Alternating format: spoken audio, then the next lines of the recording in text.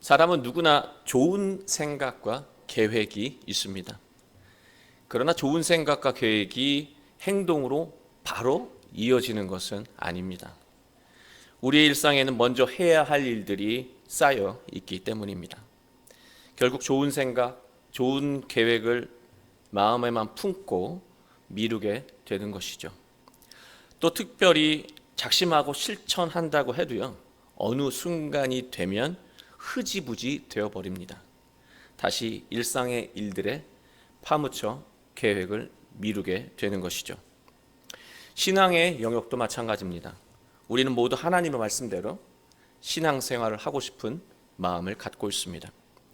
올바른 신앙을 통해서 삶이 달라지고 믿음을 통해서 능력을 얻고 선한 계획을 이루어가기를 바랍니다. 그러나 우리 일상에는 신앙보다 더 급해 보이는 일들이 있습니다. 경제적인 일, 가정일, 자녀에 관한 일, 여행 가는 일, 즐기는 일, 지인들과 만나는 일들입니다. 이것은 모두 중요한 일들이에요. 그래서 우리는 말씀을 묵상하며 하나님 앞으로 나아가는 시간, 자신을 성찰하는 시간을 갖지 못합니다. 말씀을 온전히 살아가며 변화하는 삶을 시도하지 못한다는 거예요. 늘 마음에만 간직한 채 살아가고 있습니다. 이처럼 일상에서 소중한 계획이 진행되지 않거나 신앙 안에서 좋은 계획이 진행되지 않는 까닭은요, 일상에 일이 많아서가 아닙니다. 우리의 마음이 우선순위를 분별하지 못해서 일어나는 일들입니다. 환경의 문제가 아니라 바로 마음의 문제라고 하는 거예요. 예수님이 떠나신 후에요, 11명의 사도들은요, 이 마띠아라고 하는 사람을 더 보강해서 사도의 수를 12로 채웠습니다. 사도들은 여러 가지 이유로 인해서 사도로서 미뤄왔던 일들이 있었어요.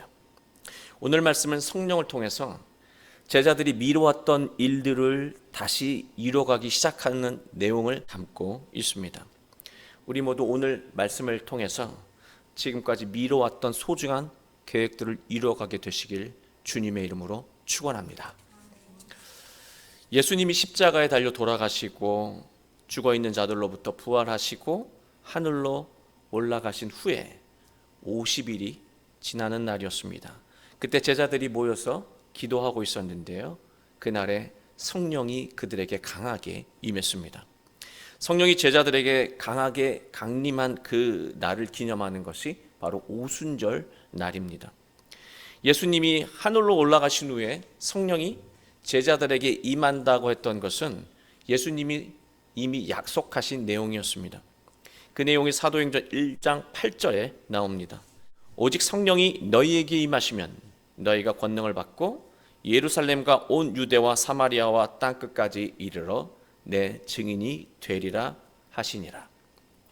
매우 중요한 말씀인데, 말씀의 의미를 간략하게 요약을 한다면, 제자의 소명을 다하지 못했던 제자들에게 성령이 임하면 성령이 주시는 권능을 통해서 삶의 변화가 일어난다는 거예요.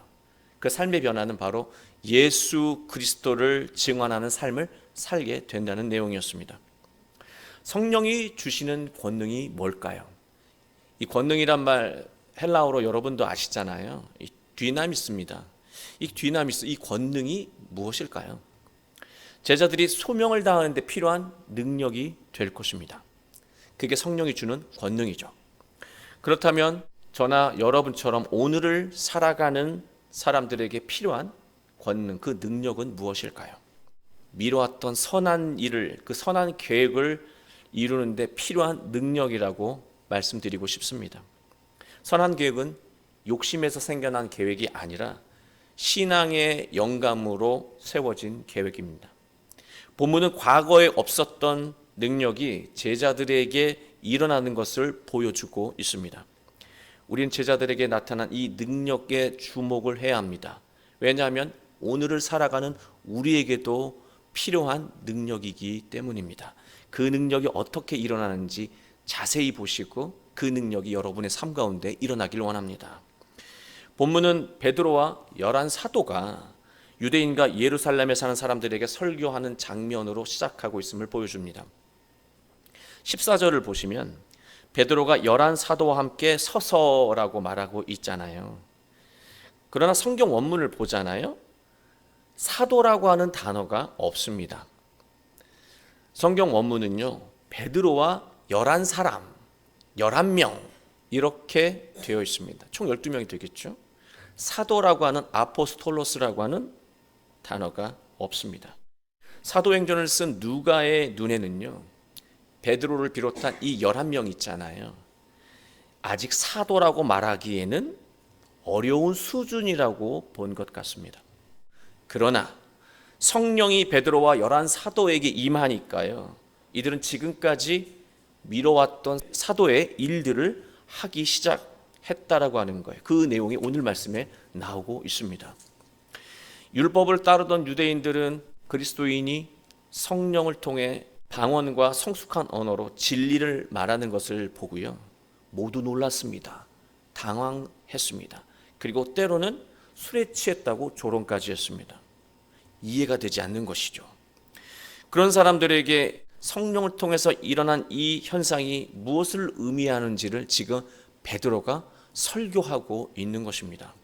성령이 임하기 전에 베드로가 어떤 사람이었어요?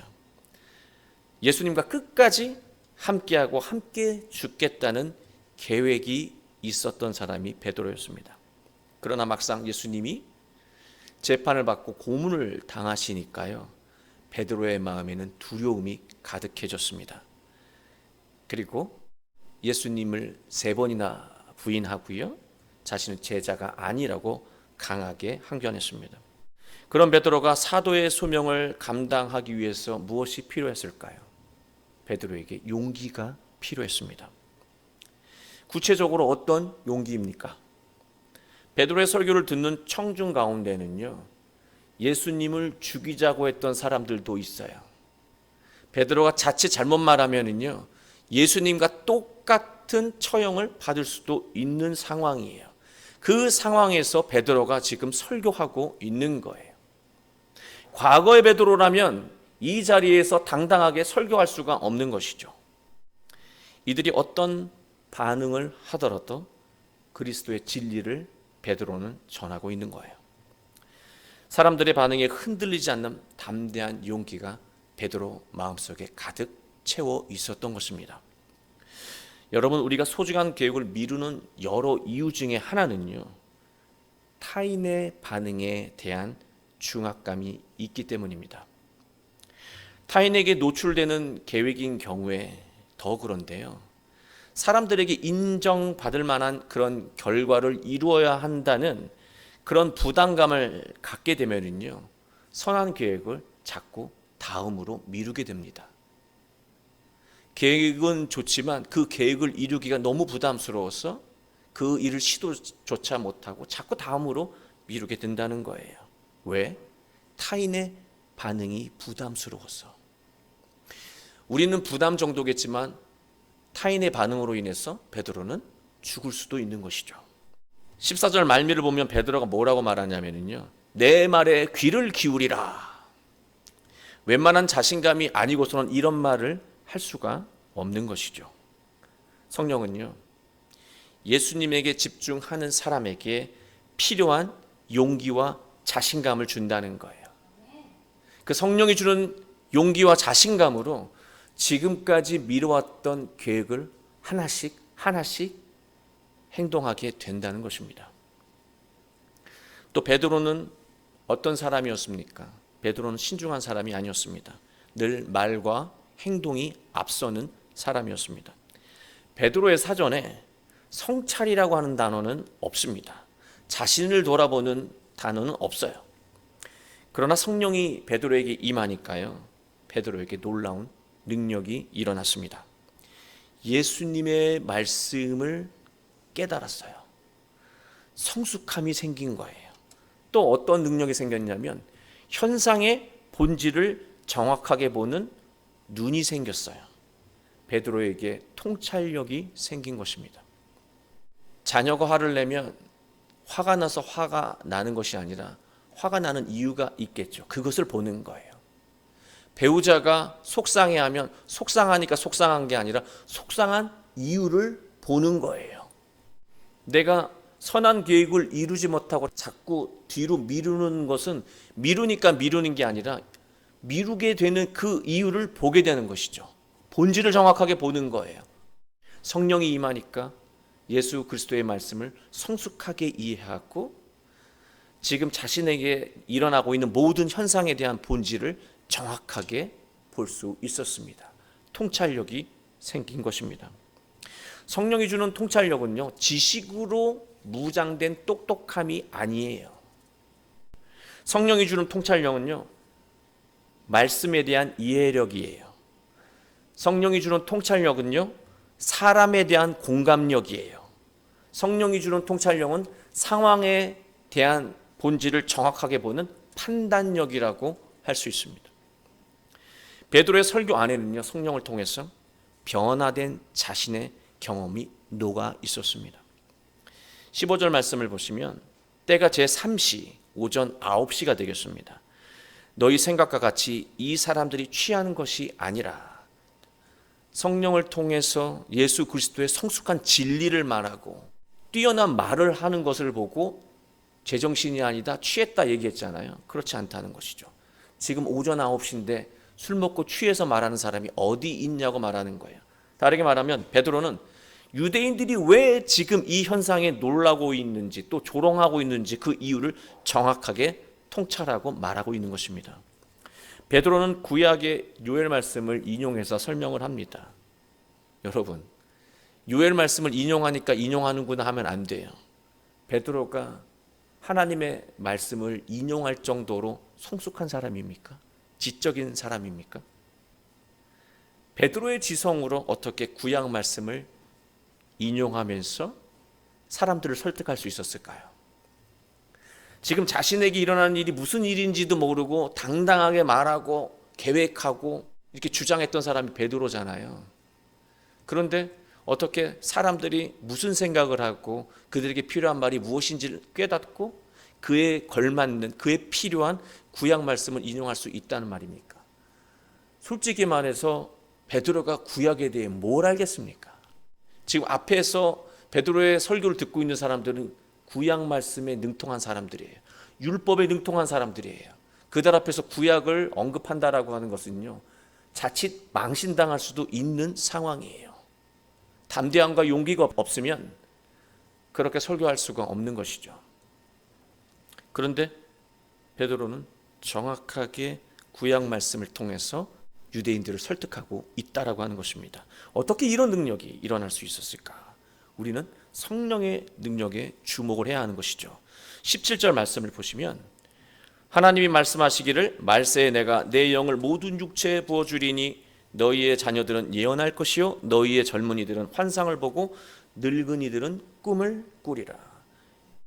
성령이 육체에 부어지면 이 말은 무슨 뜻이냐면 성령이 육적인 욕망에 사로잡혀 살아가는 사람에게 임하게 되면 어떤 일이 일어나냐면 첫 번째, 자녀들은 예언을 하고요. 두 번째, 젊은이들은 환상을 보고 세 번째, 늙은이들은 뭡니까? 꿈을 꾼다고 말하고 있습니다. 여기서 자녀들이라고 하는 것은 새로운 세대를 말합니다. 성경에서 예언한다라고 하는 이 말이 있잖아요. 이것을 미래를 예지하는 말, 미래를 점치는 말이라고 생각하면 안 됩니다. 성경에서 예언한다라고 하는 말은요, 성령을 통해서 하나님의 영을 통해 하나님의 말씀을 받아들이고 말씀대로 살아가는 거예요. 예언을 한다라고 하는 것은 하나님의 말씀을 받아들이고 살아간다는 것을 의미하는 것입니다. 말씀을 수용하는 능력이에요. 말씀 수용력이에요. 우리는 자신의 욕심과 계획이 있기 때문에요, 하나님의 말씀을 수용하지 않습니다. 지금 이 상황은 하나님의 말씀을 수용해서 따를 타이밍이 아니라 지금까지 내가 원했던 내 계획을 진행해야 할 때라고 우리는 생각해서 하나님의 말씀을 따르지 않습니다.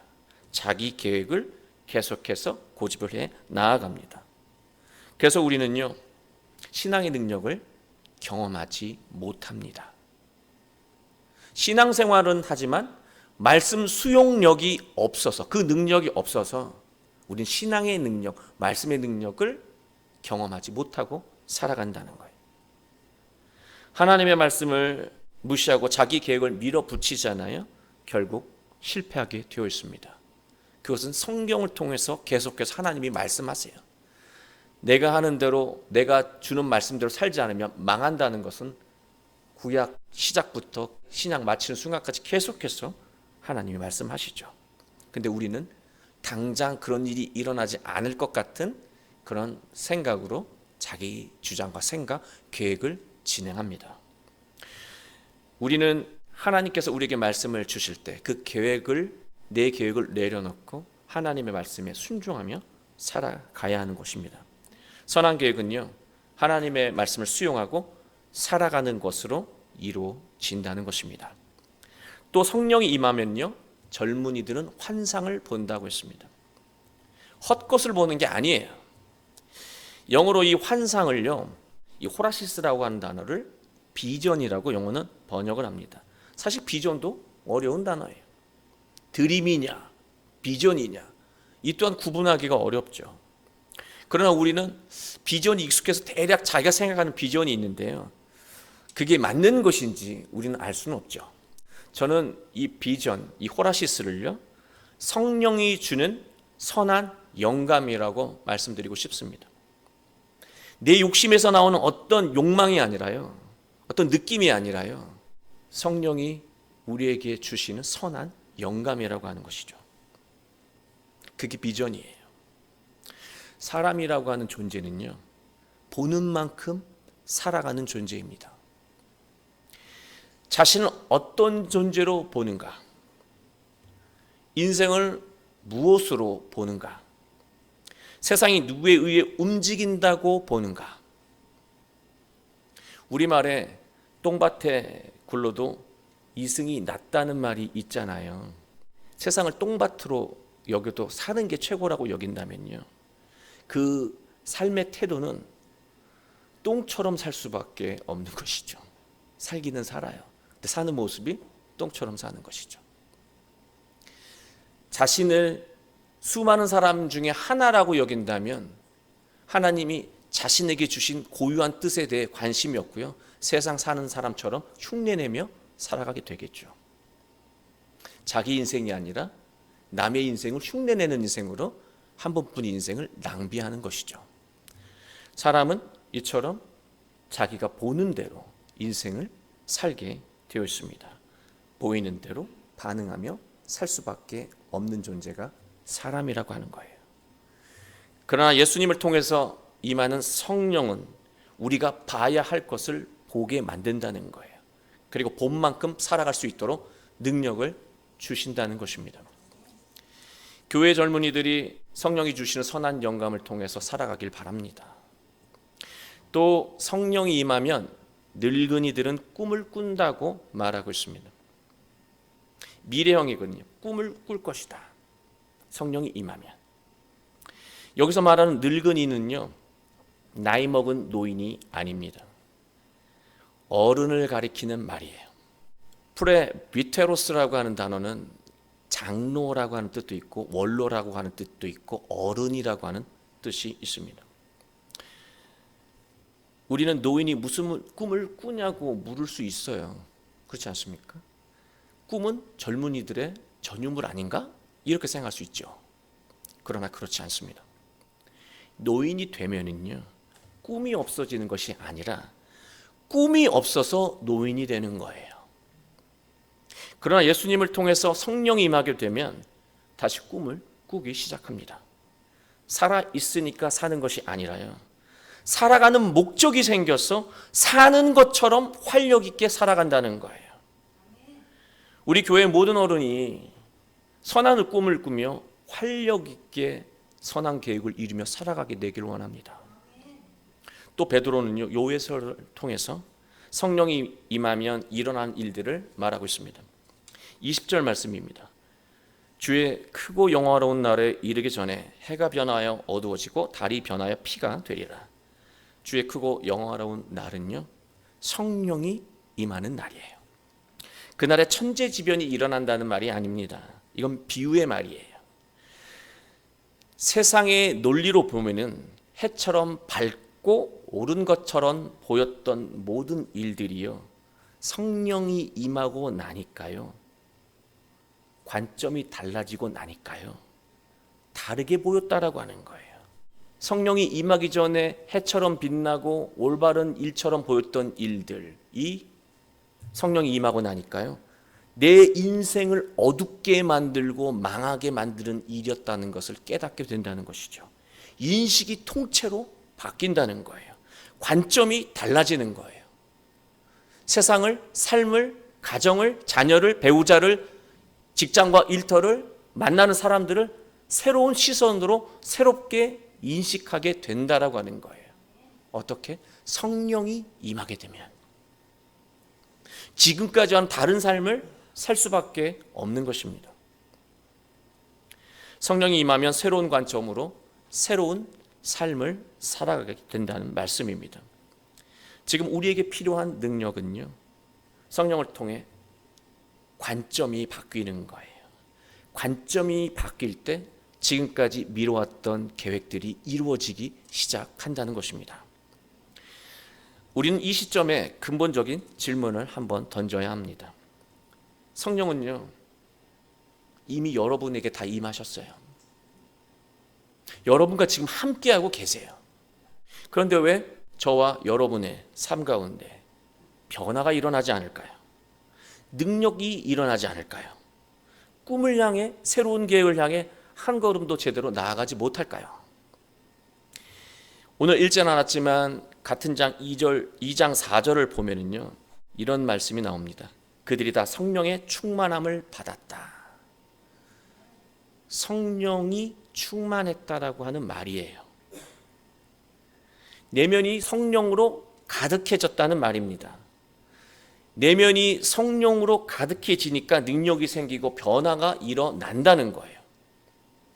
우리가 아무리 좋은 생각, 좋은 계획이 있어도요, 다른 일에 더 바쁘고 행하지 않는 이유는요, 우리의 마음에 하겠다는 의지가 가득 차지 않아서입니다.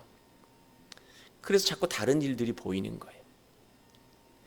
성령이 임한다고 해서요, 갑자기 능력이 생기고 삶이 180도 바뀌는 것이 아닙니다.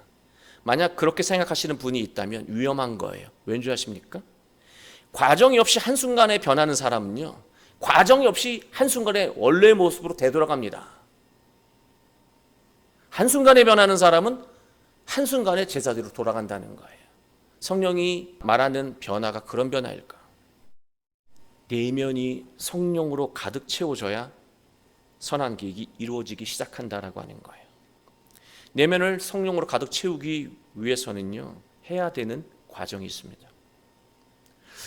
성령으로 충만해져야 능력이 생긴다며요. 그 능력으로 또 변화된 삶을 당당하게 살아가면서 선한 계획을 이룬다면서요. 그러면 성령을 우리의 내면에 가득 채워야 하잖아요. 어떻게 채울 수 있습니까? 자기 생각과 자기 판단과 자기 계획을 비워야 하는 거예요. 비우면 채워져요. 채우면 없어지는 게 아니라 나의 그 그릇된 모든 욕망에서 생겨난 모든 것을 비우면요, 성령으로 충만해지게 된다는 것이죠. 그런데 문제는 잘 비워지지 않는다는 거예요. 그래서 우리는 17절로 다시 돌아가야 합니다. 하나님이 어느 때 하나님의 영을 부어주신다고 말씀했습니까? 말세라는 단어는 좀 무섭잖아요.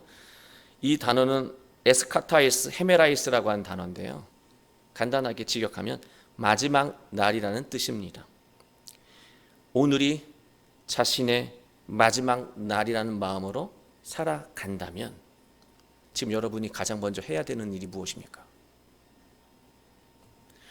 오늘이 내 인생의 마지막 날, 말세, 바로 에스카타이스 헤메라이스라고 생각한다면 지금 우선 내가 해야 되는 일이 무엇입니까?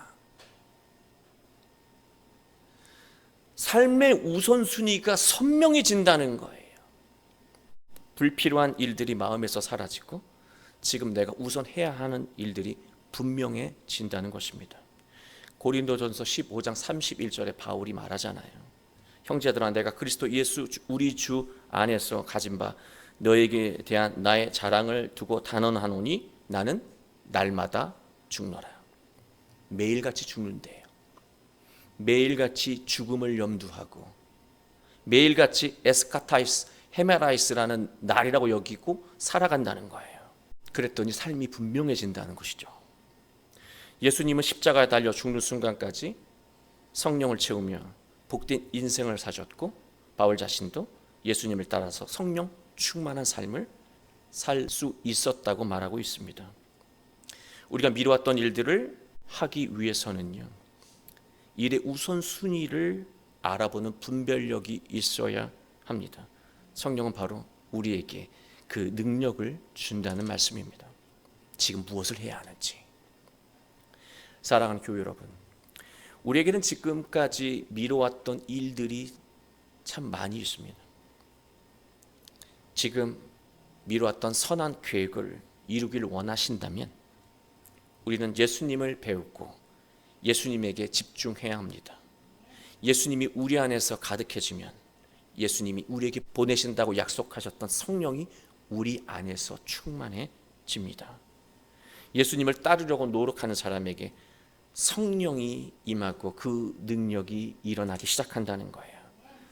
성령은 바로 우리의 삶을 변화시켜 주신다는 것입니다. 그리고 우리가 매 순간 성령을 통해 일의 우선순위를 분별할 수 있다면 우리는 지금부터 선한 계획을 이루어갈 수 있게 될 것입니다.